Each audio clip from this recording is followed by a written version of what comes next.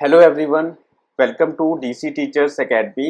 आज हम इस वीडियो में डिस्कस करेंगे आपके सुपर टेट सिलेबस का एक बहुत ही इम्पोर्टेंट टॉपिक है जिसका नाम है शिक्षण कौशल। इससे पहले मैंने आपका ही सिलेबस का एक टॉपिक था जीवन कौशल। उसके मैंने 6 वीडियोस बनाए हैं और 6 वीडियोस पे वो मैंने सारा जितने भी टॉपिक्स थे उसके खत्म करा दिए, क्योंकि जो जीवन कौशल था उसमें टॉपिक्स बहुत कम थे और 10 मार्क्स का आ रहा है, तो बहुत ही बेसिक क्वेश्चंस उससे पूछे जाएंगे। बाकी जो आपका थोड़ा सा अगर देखा जाए जो अच्छे लेवल का टॉपिक है, तो शिक्षण कौशल से आपके अच्छे क्वेश्चंस बन सकते हैं, फैक्चुअल क्वेश्चंस यहाँ से ज्यादा बन सकते हैं। लेकिन जीवन कौशल में आपके फैक्चुअल क्वेश्चंस नहीं बनेंगे, उसमें आपके अंडरस्टैंडिंग पे क्वेश्चंस बन जाएंगे। ठीक है, तो आज हम स्टार्ट करने जा रहे हैं शिक्षण कौशल। और शिक्षण कौशल के धीरे धीरे मैं इस वीडियोस बनाता रहूंगा। आपको करना क्या है, चैनल को सब्सक्राइब करना है, शेयर करना है, लाइक करना है। इससे होता क्या है, इससे मुझे थोड़ा सा मोटिवेशन मिलता है कि मैं और भी वीडियोस बनाऊं।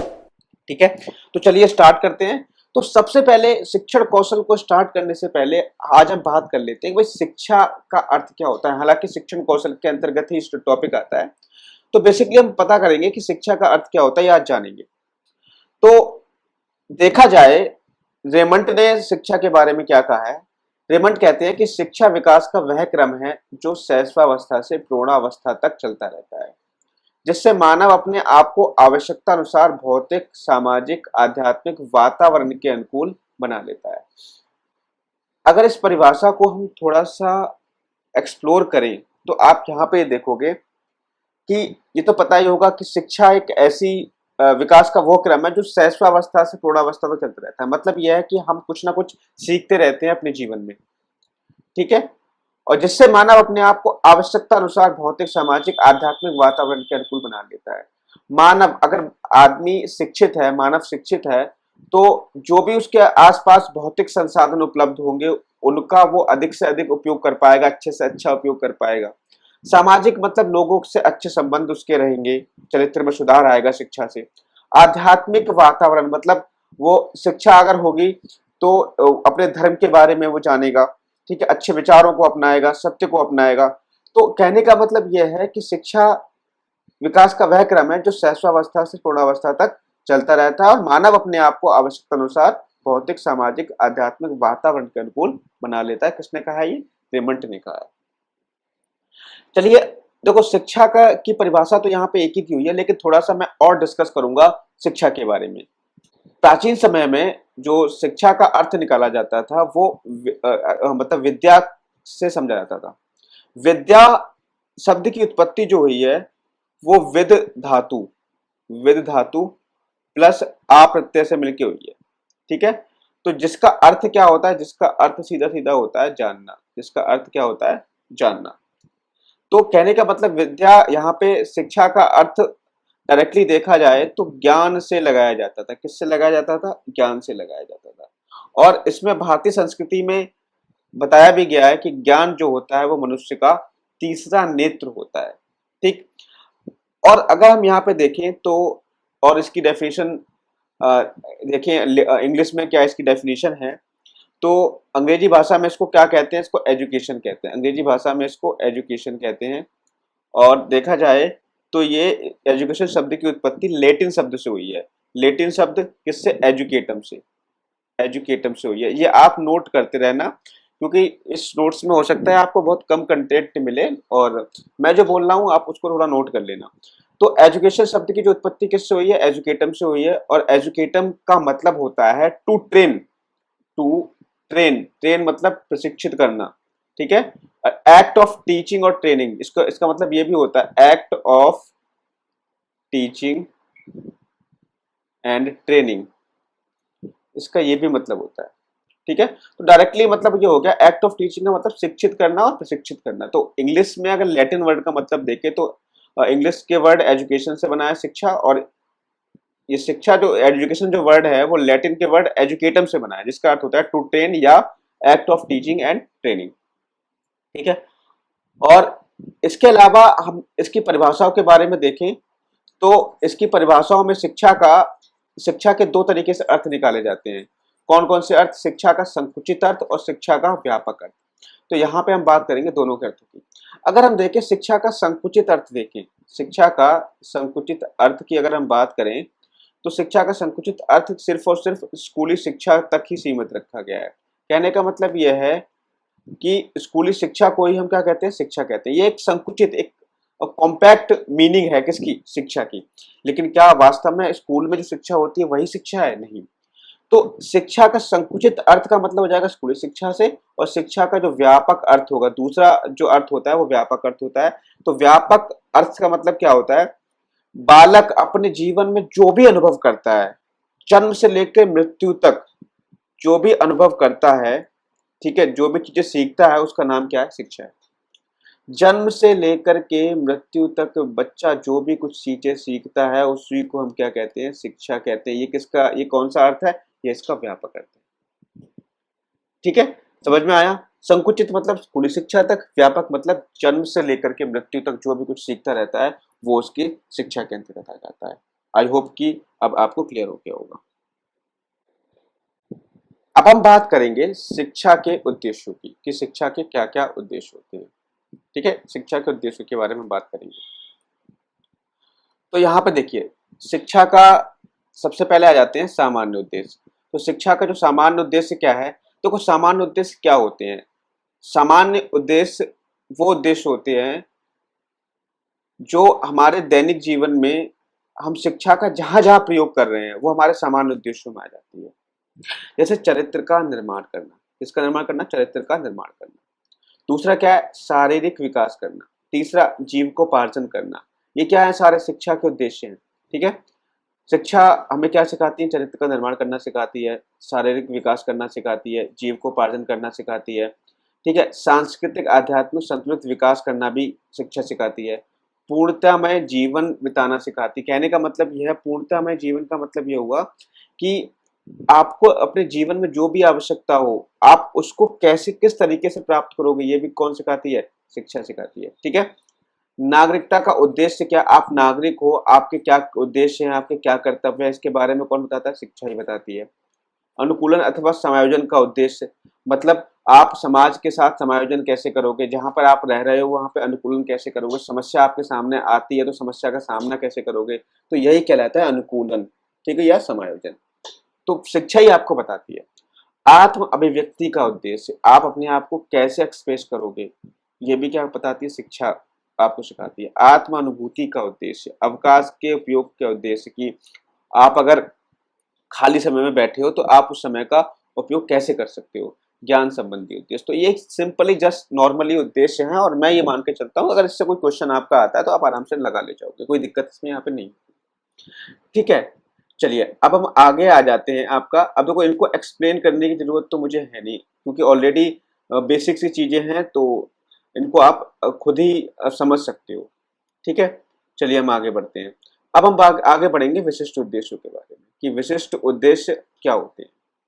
ठीक है, तो विशिष्ट उद्देश्य क्या होते हैं, इनका निर्माण किसी विशेष परिस्थिति अथवा विशेष कारण को ध्यान में रखते हुए किया जाता है।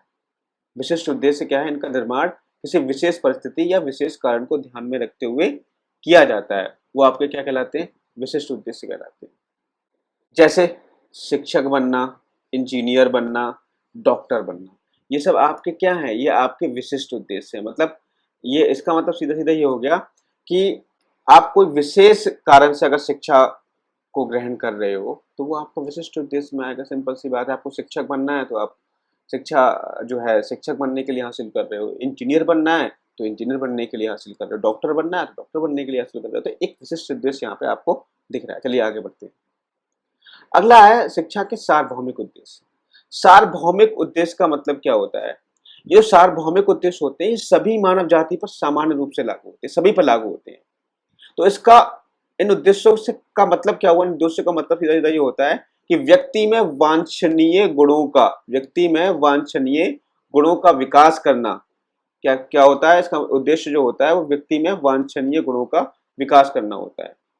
और वांछनीय गुण कौन कौन से होते हैं, जैसे चरित्र अच्छा बनाना, अहिंसा, दूसरों के प्रति प्रेम की भावना रखना, सत्य के मार्ग पे चलना, ये क्या है, सार्वभौमिक उद्देश्य। ठीक है, चलिए आगे बढ़ते हैं। अगला हम देखेंगे वैयक्तिक उद्देश्य। तो वैयक्तिक उद्देश्य क्या होते हैं, व्यक्तियों के बिना समाज कोरी कल्पना है, इसमें व्यक्तियों की कमी को दूर करने के उपाय बताए गए हैं। वैयक्तिक उद्देश्य का मतलब यह है, भाई सिंपल सी बात है, अगर प्रत्येक व्यक्ति खुद की कमी को दूर कर ले तो समाज तो वैसे ही सुधर जाएगा।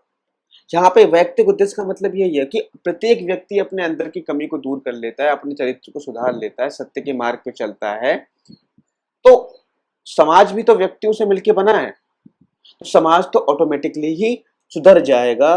तो शिक्षा जो होती है, शिक्षा के वैयक्तिक उद्देश्य भी होते हैं व्यक्तियों में सुधार करना। ठीक है, व्यक्ति अपने अंदर की कमियों को देख करके उसमें सुधार करता है, तो ये क्या कहलाता है, इसका वैयक्तिक उद्देश्य कहलाता है। ठीक है, तो वैयक्तिक उद्देश्य का जो मतलब होता है, वैयक्तिक उद्देश्य का जो है दो उद्देश्य होते हैं इसमें, इसका दो अर्थ होते हैं, संकुचित अर्थ और दूसरा अर्थ होता है व्यापक अर्थ। पहला अर्थ होता है संकुचित अर्थ, दूसरा होता है व्यापक अर्थ। ठीक है, अब देखो संकुचित अर्थ और व्यापक अर्थ में क्या क्या आता है। संकुचित अर्थ में आता है आत्माभिव्यक्ति, और जो व्यापक अर्थ में आता है आत्मानुभूति। आत्माभिव्यक्ति और आत्मानुभूति। तो हम बात करेंगे कि आत्माभिव्यक्ति क्या हो। आत्माभिव्यक्ति का क्या मतलब है। देखो, आत्माभिव्यक्ति का सीधा सीधा मतलब होता है कि बालक को अपनी योग्यता का प्रदर्शन करने का अवसर देना, योग्यता का प्रदर्शन करने का अवसर देना, ये क्या कहलाता है, आत्मव्यक्ति में कहलाता है। दूसरा क्या होता है, आत्मानुभूति। आत्मानुभूति का मतलब क्या है, आत्मानुभूति का मतलब यह है कि बालक जब अपने विषय में पूर्ण ज्ञान प्राप्त कर लेता है, अपने विषय में मतलब खुद के विषय में पूर्ण ज्ञान प्राप्त कर लेता है कि उसके अंदर क्या कमी है, क्या उसकी क्षमताएं हैं, क्या उसकी रुचियां हैं। ठीक है, तो मैं जो बोल रहा हूँ उसको ध्यान से सुनना, उसको नोट भी करते जाना। तो आत्मानुभूति का मतलब क्या है, खुद के विषय के बारे में पूर्ण जानकारी रखना, अपनी कमियों के बारे में, अपनी क्षमताओं के बारे में, अपनी रुचियों के बारे में जानकारी रखना, जिससे कि आप अपनी कमियों को दूर कर सको, अपनी कमियों को दूर कर सको। इससे क्या होता है, इससे आध्यात्मिकता को बल मिलता है, आध्यात्मिकता को बल मिलता है, विचारों में शुद्धता आती है, आपके विचार अच्छे होते हैं। कहने का मतलब यह है कि अगर आपको अपनी कमी पता है, आपको अपनी स्ट्रेंथ पता है, अपनी मजबूती पता है, कि आपकी क्षमता आपको पता है, तो आप किसी भी फील्ड में अच्छा कर सकते हो। ठीक है, तो इसका हो गया व्यक्तिगत उद्देश्य का व्यापक अर्थ। तो व्यक्तिगत उद्देश्य का मतलब क्या होता है, सीधे सीधे खुद के बारे में जानना। ठीक है, इसके समर्थक कौन है, रूसो, पेस्टोलॉजी, फ्रॉबेल और नन, इसके क्या है समर्थक, पेस्टोलॉजी है। ठीक है, ध्यान रखना है, पेस्टोलॉजी। ओके, आगे बढ़ते हैं। अगला देखो जो अगला जो उद्देश्य है वो है शिक्षा का सामाजिक उद्देश्य। तो सामाजिक उद्देश्य का मतलब क्या है, देखो सीधे सीधा मैं आपको यहाँ बता दूं कि आपको पता है शिक्षा का जो प्रमुख उद्देश्य होता है वो व्यक्ति का सर्वांगीण विकास करना है। व्यक्ति का सर्वांगीण विकास करना उद्देश्य होता है किसका, शिक्षा का। और आपको पता है कि जो समाज बनता है वो किससे मिलके बना है, वो व्यक्तियों से मिलके बना है। समाज किससे मिलके बना है, व्यक्तियों से मिलके बना है। और इसके संबंध में रेमंड ने यह भी कह दिया है कि जो विद्वान व्यक्ति को समाज के ऊपर स्थान देते हैं उनको याद रखना चाहिए कि निसमाज व्यक्ति कोरी कल्पना है। मतलब आप व्यक्ति को समाज से ऊपर स्थान नहीं दे सकते, समाज व्यक्तियों से ऊपर है। कौन कह रहा है, ये रेमंड कह रहा है। क्यों कह रहा है, क्योंकि वो जानता है कि अगर व्यक्ति केवल व्यक्ति होगा और समाज नहीं होगा तो व्यक्ति, वास्तव में देखा जाए जो समाज होता है, समाज से ही व्यक्ति का विकास होता है, समाज ही व्यक्ति को जीना सिखाता है, समाज ही उसके अंदर चारित्रिक गुणों का विकास करता है। भाषा जो आती है, भाषा सीखने का माध्यम जो होता है वो समाज होता है। तो समाज के बिना व्यक्ति क्या है, कोरी कल्पना है। किसने कहा है, ये रेमंड ने कहा है। ध्यान रखना इस चीज को, स्टेटमेंट को। ठीक है, अब देखा जाए तो साधारणतः समाज के दो रूप माने जाते हैं। तो पहले रूप को हम कहते हैं राष्ट्र समाजवाद, और दूसरा रूप जो होता है वो होता है जनतंत्रात्मक समाजवाद। पहला रूप है राष्ट्र समाजवाद, दूसरा रूप है जनतंत्रात्मक समाजवाद। देखेंगे क्या मतलब होता है इन दोनों का। ठीक है, तो देखिए सामाजिक उद्देश्य को भी हम दो अर्थों में लेंगे, एक संकुचित अर्थ निकालेंगे, इसका एक व्यापक अर्थ निकालेंगे। संकुचित अर्थ में हम बात करेंगे नागरिकता की, नागरिकता मतलब राष्ट्र समाजवाद की, यहाँ पर हम बात करेंगे। व्यापक अर्थ में हम बात करेंगे जनतंत्रात्मक समाजवाद की और सामाजिक कुशलता की। तो देखते हैं क्या मतलब है।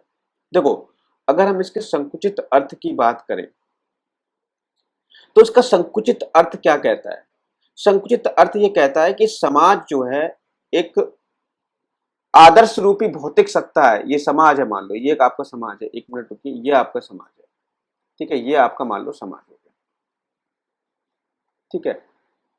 तो ये कहता है जो समाज है वो व्यक्ति से कहीं ऊपर है, व्यक्ति से कहीं ज्यादा ऊपर है, हर प्रकार से व्यक्ति से उत्कृष्ट है और उसकी आकांक्षाओं और इच्छाओं से ऊपर है। कहने का मतलब है कि व्यक्ति, हम वो जो समाज है वो व्यक्ति से कहीं ज्यादा ऊपर है, मतलब समाज को हम व्यक्ति से ऊपर रखते हैं इस संकल्पना में, संकुचित अर्थ में। और इसमें क्या कहा जाता है, इसमें यह कहा जाता है कि जो व्यक्ति का जीवन है, व्यक्ति का जो जीवन है वो राष्ट्र की भलाई के लिए है।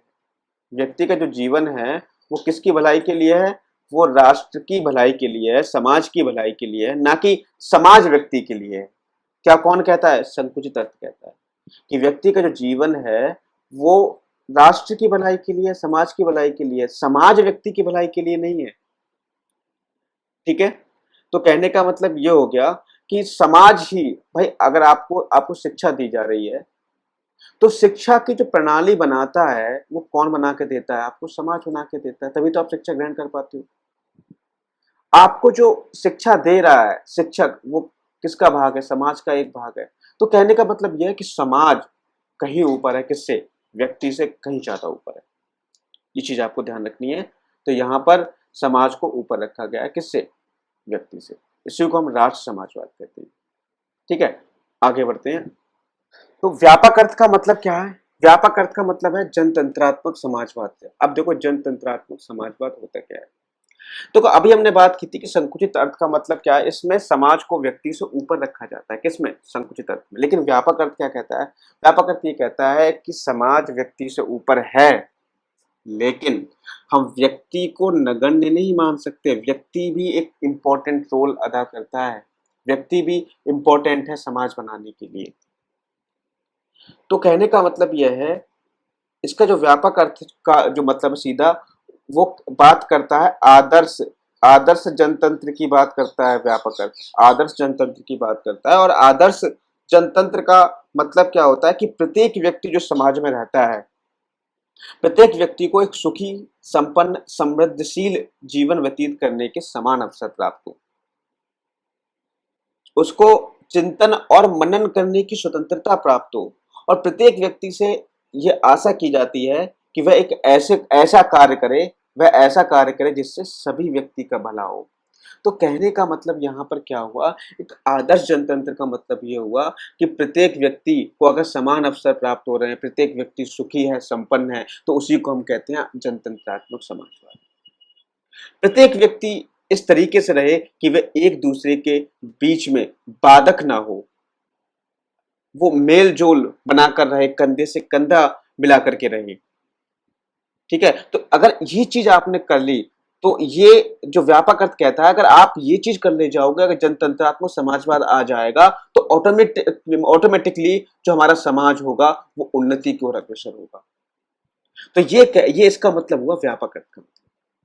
समझ में आया कि सबके लिए स्वतंत्रता हो, सबके लिए समान अधिकार हो, सबको जो है धार्मिक धर्मनिरपेक्ष, सबको अपने धर्म का प्रचार प्रसार करने का अधिकार हो। कहने का मतलब यहाँ पे सीधा सीधा मतलब यह है, जो अभी हमारा जो चल रहा है वो जनतंत्रात्मक समाजवाद चल रहा है। हालांकि चल तो राष्ट्र समाजवाद भी रहा है, ये हमारा एक कर्तव्य है कि हम राष्ट्र के, जो राष्ट्र हम अपने जो है भारत में जो भी ऐसी नीतियों का निर्माण किया जाए जिससे राष्ट्र का भला हो, तो राष्ट्र समाजवाद भी चल रहा है, सामाजिक और जनतंत्रात्मक समाजवाद की भी कोशिश की गई है।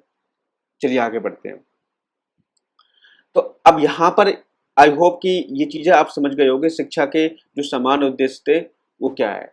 अब देखो यहाँ पे कुछ टर्म आते हैं शिक्षा, एक तो होती है अनौपचारिक शिक्षा और एक होती है औपचारिक शिक्षा। अनौपचारिक शिक्षा क्या है, तो अनौपचारिक शिक्षा जो होती है एक तरीके से व्यवहारिक शिक्षा होती है। व्यवहारिक शिक्षा होती है, यह शिक्षा बिना किसी नियम या बिना किसी विधि के प्राप्त होती है। बच्चा जन्म से लेकर मृत्यु तक जो भी जिन परिस्थितियों में ज्ञान प्राप्त करता रहता है उसे हम अनौपचारिक शिक्षा कहते हैं।